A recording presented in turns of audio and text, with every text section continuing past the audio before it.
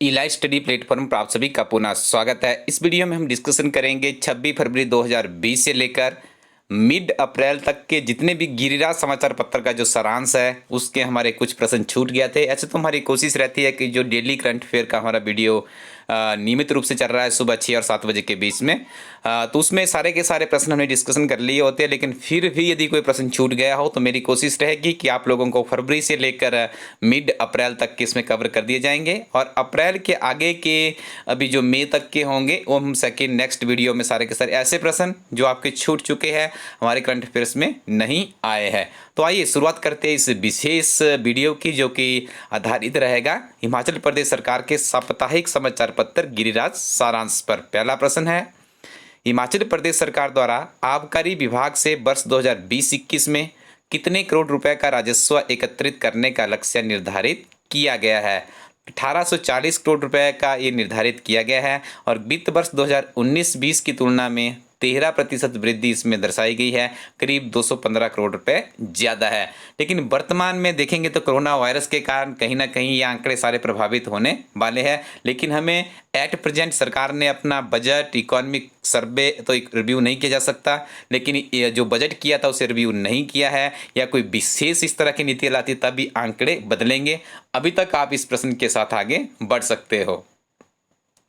हिमाचल प्रदेश सरकार कब 50वां स्वर्ण जयंती राजस्व दिवस मनाएगी? 25 जनवरी 2021 को बना लिया गया, मतलब 50 वर्ष हो गए हिमाचल प्रदेश को पूर्ण स्वतंत्रता प्राप्त किए हुए। और आपको ज्ञात होगा स्टेट हुड डे के नाम से भी इसे जाना जाता है। राज्य योजना बोर्ड द्वारा वर्ष 2020-21 के लिए कितने करोड़ रुपए के आर्थिक पैकेज की स्वीकृति प्रदान की गई है? तो 7900 करोड़ रुपए की यहाँ पे प्रदान की गई है। देखिए, सोशल सर्विसेज के लिए सरकार 3487 करोड़ रुपए खर्च करेगी। परिवहन सेक्टर की बात करें 1393 करोड़। कृषि एवं संबद्ध गतिविधियों के लिए जो बजट का प्रारूप था 974 करोड़ का था। सिंचाई एवं बाढ़ नियंत्रण के लिए 508 करोड़ का था। ऊर्जा क्षेत्र के लिए 499 करोड़ का था। लेकिन मैंने आपको पुनः कहा कि ये सारे के सारे आंकड़े अभी तो वैसे ही है, लेकिन इतना खर्च नहीं कर पाएगी सरकार, क्योंकि उनके पास इतना रेवेन्यू ही जनरेट नहीं हो पाएगा ड्यू टू कोविड-19 पैंडेमिक। प्रदेश के उद्यमियों को बढ़ावा देने के लिए हिमाचल प्रदेश सरकार द्वारा प्रतिवर्ष वार्षिक उद्यमी पुरस्कार के अंतर्गत प्रथम पुरस्कार पाने वाले व्यक्ति को कितनी राशि दी जाएगी? 1 लाख रुपए देने का सरकार के द्वारा प्रावधान किया गया है। हरित आवरण की बात करें तो 2030 तक कितने प्रतिशत की वृद्धि सरकार लक्ष्य निर्धारित करती है? तो 30% इसका सही उत्तर होगा। वर्तमान में करीब 27% के आसपास हमारे पास फॉरेस्ट्री है हिमाचल प्रदेश में। और जो हाल ही में 2019 में जो भारत वन विभाग देहरादून की रिपोर्ट आई है उसके मुताबिक 334 वर्ग किलोमीटर की वृद्धि भी दर्ज हुई है हमारे वन क्षेत्र में।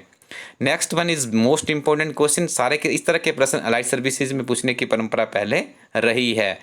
वर्ष 2019 में प्रदेश सरकार द्वारा 5 दिनों के विशेष पौधाकरण कार्यक्रम द्वारा स्थानीय लोगों की मदद से कितने पौधे रोपित किए? 26,27,144 पौधे रोपित किए गए। काफ़ी बड़ा ये रिकॉर्ड है। यदि आपको बता दें 2017 की रिपोर्ट की बात करें तो कुल हरित आवरण 15,100 वर्ग किलोमीटर था। और यहाँ पे देखिए, यदि बात की जाए वन सर्वेक्षण रिपोर्ट 2019 की, 2 वर्ष के बाद ये रिपोर्ट प्रकाशित होती है, और इस रिपोर्ट को देहरादून फॉरेस्ट्री डिपार्टमेंट के द्वारा इसे पब्लिश किया जाता है। 2019 में 15,433.52 वर्ग किलोमीटर हमारे पास हरित वन आवरण है। आंकड़ा भी याद रखना है, किसी न किसी परीक्षा में प्रश्न आपको जरूर देखने को मिलेगा। हिमाचल प्रदेश सरकार द्वारा किसके सहयोग से वन संवर्धन को आजीविका से जोड़ने के लिए 800 करोड़ रुपए की हिमाचल वन पारिस्थितिकी तंत्र प्रबंधन और आजीविका परियोजना शुरू की है? तो जापान के साथ में, ज से जाइका याद रखिएगा, ज से जापान याद रखिएगा, आप कभी भी इस प्रोजेक्ट को नहीं भूल सकते। जापान सरकार के सहयोग से हिमाचल प्रदेश वन पारिस्थितिकी तंत्र प्रबंधन और आजीविकी परियोजना हिमाचल प्रदेश के कितने जिलों में संचालित की जा रही है? 6 जिलों में संचालित की जा रही है। 6 जिलों के नाम भी याद रखने हैं। जिस जिले से आप है, जो यहाँ पे 6 जिले हैं, तो एक तो आपको ऑटोमेटिकली याद हो जाएगा। उसके साथ में जैसे मैं बात करूँ, हम जैसे मंडी से है तो हम कैसे करेंगे, कुल्लू हमारे अगली तरफ है, बिलासपुर पिछली तरफ है, ठीक है, इस तरह से बगल में है, शिमला हमारी कैपिटल है, और उसके बाद किन्नौर और लाहौल स्पीति दोनों तो आपको याद ही रहेंगे। कोई ना कोई इस तरह का ट्रिक डेवलप करके आप उनको याद रख सकते हो। एक बूटा बेटी के नाम, एक योजना शुरू की गई है कि जब किसी बेटी का जन्म होगा तो एक पौधे का रोपण की जगह जैसे नाम दिया गया एक बूटा बेटी के नाम, ठीक है। देखिए इसमें वन विभाग की भी कोशिश है कि वन विभाग के माध्यम से 5 पौधे, ट्री गार्डन, बेटी के नाम की पट्टिका, 20 किलोग्राम केंचुए खाद और तकनीक की जानकारी उपलब्ध करवाई जाती है। ये योजना कब शुरू हुई थी? नायब तहसीलदार की यदि परीक्षा होती है तो ये प्रश्न मैं कहूँगा रिकमेंडेड प्रश्न है उस परीक्षा के लिए जिसका इतिहास रहा है। तो 20 सितंबर 2019 को इस योजना को मुख्यमंत्री जी के द्वारा शुरू किया गया था। आपसे बात की कि 2019 में कितना हमारे पास हरित वन आवरण बढ़ा है, 333.52 उसका एग्जैक्ट आंकड़ा है। वर्ग यहाँ पे लगा लीजिएगा, वर्ग किलोमीटर, लेकिन 334 भी आता है ऑप्शन में, 333 नहीं है, 5.52, तो आप 334 भी कर सकते हो। नेक्स्ट वन इज जल शक्ति अभियान के अंतर्गत कांगड़ा जिला के देहरा खंड की कितनी पंचायतों के कार्यालय भवनों में छत जल संरक्षण बनकर तैयार हो चुके हैं? 64 पंचायतों में बनके तैयार हो चुके हैं। स्टूडेंट्स मैं आपको बता दूं, हमारी हिमाचल प्रदेश सामान्य ज्ञान एक समग्र अध्ययन काफ़ी उत्कृष्ट किताब है। उस किताब में भी हम इसमें से जितने भी महत्वपूर्ण गिरिराज के करंट अफेयर्स, ये जो इसके प्रश्न बनते हैं वो सारे हम वहाँ पे वर्ष भर के संग्रहित करते हैं, कई वर्षों से संग्रहित किए हुए। उसके अलावा उस किताब में और भी बहुत ज़्यादा महत्वपूर्ण अध्ययन सामग्री है। elitestudy.co.in हमारी वेबसाइट है, उस पर जाके आप उस किताब को हार्ड कॉपी के रूप में प्राप्त कर सकते हो। नई राहें नई मंजिलें डिस्ट्रिक्ट मैनेजर की जो परीक्षा थी उसमें प्रश्न पूछा गया था कि नई राहें नई मंजिलें किससे संबंधित योजना है? तो पर्यटन क्षेत्र से संबंधित है, याद रखिएगा। हिमाचल प्रदेश में पर्यटन क्षेत्र को सुदृढ़ बनाने के लिए एशियन डेवलपमेंट बैंक द्वारा कितने करोड़ रुपए की योजनाएं स्वीकृत की गई है?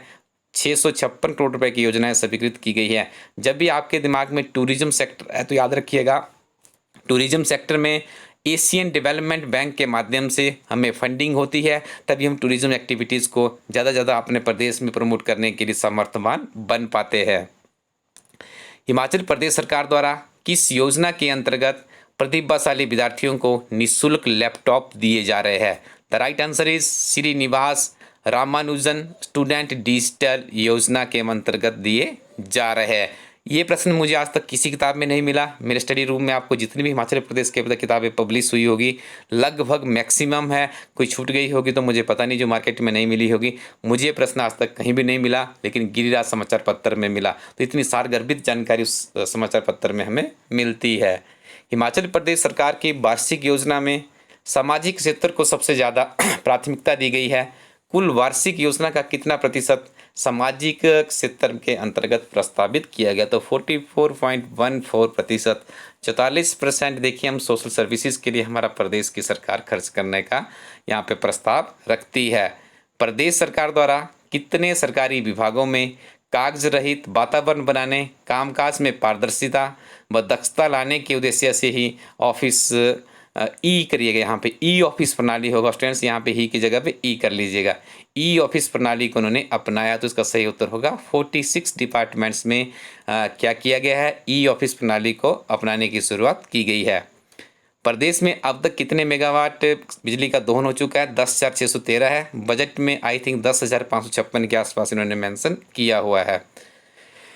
हिमाचल प्रदेश सरकार द्वारा नशे की रोकथाम के लिए 30 जून 2019 को कौन सा टोल फ्री नशा निवारण हेल्पलाइन नंबर लॉन्च किया गया? तो ये नंबर है 1908। आपको ज्ञात होगा बहुत से विभिन्न तरह के आर्टिकल के माध्यम से मैंने भी लिखा है कि हिमाचल प्रदेश में नशाखोरी काफ़ी ज़्यादा बढ़ रही है। आप लोग भी यथासंभव प्रयास करते रहिएगा, कमेंट सेक्शन में लिखिएगा नशा किस तरह से फैल रहा है और किस तरह से हमारे इस देवभूमि के समतुल्य प्रदेश को दिमक की तरह चाट रहा है। प्रदेश सरकार द्वारा कितने राजकीय आयुर्वेदिक चिकित्सालयों में पंचकर्म चिकित्सा सुविधा आरंभ की है? The right answer is 20। Next one is वर्तमान में बागवानी का राज्य के सकल घरेलू उत्पाद में कितना प्रतिशत योगदान है? तो 5,000 करोड़ रुपए कंट्रीब्यूट किया जाता है। अब कृषि और बागवानी से करीब हमें 10% के आसपास हमारी जीडीपी में आता है। सिरमौर जिला में प्रदेश सरकार द्वारा 1,52,00,000 रुपए की लागत से गौ अभयारण्य कहाँ पर स्थापित किया है? The right answer is Kotla Barog. Himachali सदरी व जैकेट खूम उत्पाद इत्यादि का विक्रय किस ब्रांड के अंतर्गत किया जा रहा है? उसका सही उत्तर होगा हिमईरा। हिमईरा, देखिए इस ऐसे प्रश्न बहुत ज़्यादा पूछे जा रहे हैं आज की डेट में। देखो जब जो पहले की परीक्षाओं का ट्रेंड था, तो जो कुल्लू में एक ऑर्गेनाइजेशन है हिम बुटीक, काफ़ी प्रश्न वहाँ से आते थे। लेकिन अब देखिए जो जीआई टैग मिला है या किसी चीज़ की ब्रांडिंग हमारे प्रदेश में, क्योंकि काफ़ी ज़्यादा उत्पादन यहाँ पे होता है लेकिन हम लोग ज़्यादा ब्रांडिंग नहीं कर पाए अभी तक की, यदि बात करें compare to any other state. ठीक है, तो यहाँ पे देखिए यदि आपको इस तरह का मिलता है कोई प्रश्न की हिमाचली सदरी व जैकेट खूम उत्पादन किस विक्रय ब्रांड से, याद रखिएगा हिमईरा के नाम से इसे मार्केट में उतारा जाएगा। उड़ान 2 योजना के अंतर्गत हिमाचल प्रदेश में कितने हेलीपोर्ट विकसित किए जा रहे हैं? तो इसका सही उत्तर होगा 5। कहाँ पे है? मंडी की कंगनीधार, कुल्लू के सीसे मनाली, सोलन के बद्दी शिमला और रामपुर में इन्हें डेवलप किया जा रहा है। जब हमने कनेक्टिविटी की बात करनी है, ट्रांसपोर्टेशन सिस्टम से हमारा पॉल्यूशन, 7 शहर हमारे काफ़ी पॉल्यूटेड है। यदि पूरे भारत के 107 शहरों की बात करें, जो रिपोर्ट एक आई थिंक 1 साल पहले पब्लिश हुई थी, तो देखिए हमें और विकल्प जैसे राष्ट्रीय जलमार्गों का यहाँ पे निर्माण किया जा रहा है। उसके अलावा उड़ान 2 के तहत उड़ान 1 का इनॉग्रेशन भी प्रधानमंत्री नरेंद्र मोदी जी द्वारा शिमला से किया गया था। उड़ान 2 के अंतर्गत भी हमारे देखिए कुछ हेलीपैड विकसित किए जा रहे हैं। तो ये सारी चीज़ें देखिए, यदि आपने बड़ी परीक्षाओं की तैयारी करें, सारा आपके दिमाग में डाटा होना चाहिए और ये चीज़ें आपने रिप्रेजेंट करनी है, चाहे मुख्य परीक्षा की बात करें या प्रीलिमिनरी के इफेक्ट की बात करें या फिर आगे ऐसे राइटिंग की बात करें। किस राज्य को शिक्षा के क्षेत्र में सर्वश्रेष्ठ प्रदर्शन करने हेतु मीडिया ग्रुप इंडिया टुडे द्वारा आयोजित India today state of status conclave 2019 में लगातार दूसरी बार पुरस्कृत किया गया है? तो इस राज्य का नाम है हमारा प्यारा हिमाचल प्रदेश। और देखिए प्रथम जो पहली बार डिजिटल बजट या पेपरलेस बजट जिसे कहा जाता है वो प्रस्तुत किया गया, तो उन मुख्यमंत्री का नाम है जयराम ठाकुर। 2020-21 का बजट इनके द्वारा प्रस्तुत किया गया था। 39,131 करोड़ रुपए का इन्होंने बजट प्रस्तुत किया है, लेकिन इतना यहाँ पे जो कोविड-19 की वजह से रेवेन्यू इकट्ठा होता हुआ नहीं दिख रहा है। 25 जनवरी 1971 को हिमाचल प्रदेश का उच्च न्यायालय अस्तित्व में आया था और अभी इसका भी 50वां वर्ष है। जैसा मैंने आपको बताया कि हिमाचल प्रदेश को पूर्ण राज्य की प्राप्ति प्राप्त हुए 50 वर्ष हो चुके हैं। पॉलीथीन हटाओ पर्यावरण बचाओ अभियान 2009 में शुरू किया गया था और देखिए इसके अंतर्गत कितनी किलोमीटर सड़कें बनाई जा चुकी है पॉलीथीन से सड़कें। This is very important, most important question है। ये भी पूछा जा सकता है आपसे, एचएस की परीक्षा में ऐसे प्रश्न पूछे जाते हैं कि पॉलीथीन हटाओ पर्यावरण बचाओ अभियान हिमाचल प्रदेश में कब लागू किया गया था? वर्ष 2009 याद रखिएगा। और 175 किलोमीटर सड़कें इससे अभी तक बनाई जा चुकी है। पर्यटन और नागरिक उड्डयन विभाग द्वारा आउटलुक ट्रैवलर अवार्ड्स 2020 में किस राज्य को पर्यटन श्रेणी के लिए सर्वश्रेष्ठ राज्य घोषित किया गया? तो इस राज्य का नाम है हिमाचल प्रदेश। 2020 और 21 के बजट में जयराम सरकार द्वारा करीब 25 नई योजनाओं का शुभारंभ किया गया था। शिक्षा के ऊपर यदि हम बात करें तो 8,016 करोड़ रुपए बजट का प्रस्तावित किया गया है। एक किताब है, काफ़ी फेमस किताब है, history of Himachal Pradesh, KR Bharati के द्वारा इस किताब को लिखा गया है। और पौंग डैम जो कि कांगड़ा में ब्यास नदी पर स्थित है, इस डैम से कितने लोगों को रोजगार मिलता है? करीब 250 लोगों को यहाँ से रोजगार मिलता है। मनाली विधानसभा में कहाँ पर एक स्टेडियम का निर्माण किया गया? तो पतलीकूल को याद रखिएगा, यहाँ पे एक स्टेडियम का निर्माण किया जाएगा। हिमाचल प्रदेश द्वारा पहली बार वार्षिक योजनाओं को कितने क्षेत्रों में बांटे? पहले 10 होती थी, अब 11वीं इसमें एक और इंक्लूड कर दी गई है। यदि हम लोग बात करें हिमाचल प्रदेश में बंदरों की संख्या में कितनी कमी दर्ज की गई? 33.5% कम हुई है। हिमाचल के लिए राष्ट्रीय आपदा प्रतिक्रिया बल की बटालियन मंजूर की गई है। भौगोलिक परिस्थितियों से हिमाचल प्रदेश में थोड़ी सी विपरीत परिस्थितियां रहती हैं, तो एक बटालियन यहाँ पे सेंट्रल गवर्नमेंट के द्वारा अप्रूव की गई है। हिमाचल प्रदेश में कौन सा स्थान टी सिटी के नाम से पालमपुर जाना जाता है? आपको ज्ञात है मंडी और कांगड़ा जिले में ही हिमाचल प्रदेश में टी का उत्पादन किया जाता है। सुजानपुर की होली शुरू करने का श्रेय किसे जाता है? महाराजा संसार चंद। पालमपुर की होली किसकी देन मानी जाती है? बाबा शिवगिरी। और हिमाचल प्रदेश से किस महिला नेत्री को राज्यसभा के लिए निर्विरोध चुना गया? का नाम है इंदु गोस्वामी। कुछ एक्ट है एचएस में, यहाँ से प्रश्न पूछा जा सकता है, याद रखिएगा। हिमाचल प्रदेश पंचायती राज एक्ट, नगर निगम अधिनियम और म्युनिसिपल एक्ट और फाइटिंग सर्विसेज एक्ट। ये देखिए सारे ऊपर के 3 जो पंचायती राज, नगर निगम, म्युनिसिपल एक्ट 1994 में बने थे। और देखिए Himachal Pradesh fire fighting services act 1984 में बना था। आगे बात करें Himachal Pradesh road side land control act 1968, Himachal Pradesh shops and commercial establishment act 1969, Himachal Pradesh society registration act 2006, Himachal Pradesh town and country planning act 1977। इसमें से भी एक प्रश्न आपको किसी भी समय देखने को जरूर मिल सकता है। स्टूडेंट्स, ये हमारी वेबसाइट का एड्रेस है, अच्छे से इसको नोट कर लें, letstudyco.in। इस वेबसाइट पे हर रोज़ हमारी वेबसाइट में करंट अफेयर्स अपडेट होते हैं, आप वहाँ से उनका लाभ उठा सकते हैं। इस वेबसाइट पे बहुत ही उत्कृष्ट किताबें एचएस के अभ्यर्थियों के लिए वर्ष 2012, 13, 14, 15, 16, 17, 18 के ओल्ड क्वेश्चन जो सॉल्व किए गए हैं, उसके अलावा सिलेबस कवरेज के साथ में पूरी की पूरी किताब तैयार है। वर्ष भर के करंट अफेयर्स आपको यहाँ पे हार्ड कॉपी के फॉर्म में उपलब्ध करवाया गया है। सेंट्रल गवर्नमेंट का बजट है, हिमाचल प्रदेश की किताब के बारे में मैंने आपको, इसके अलावा भी यहाँ पे बहुत ज़्यादा अध्ययन सामग्री है। एक बार इस वेबसाइट को जरूर विजिट कीजिएगा, जो किताबें आपके काम की होगी उनके ऑर्डर भी कर लीजिएगा। Thank you very much, keep watching इला स्टडी यूट्यूब चैनल।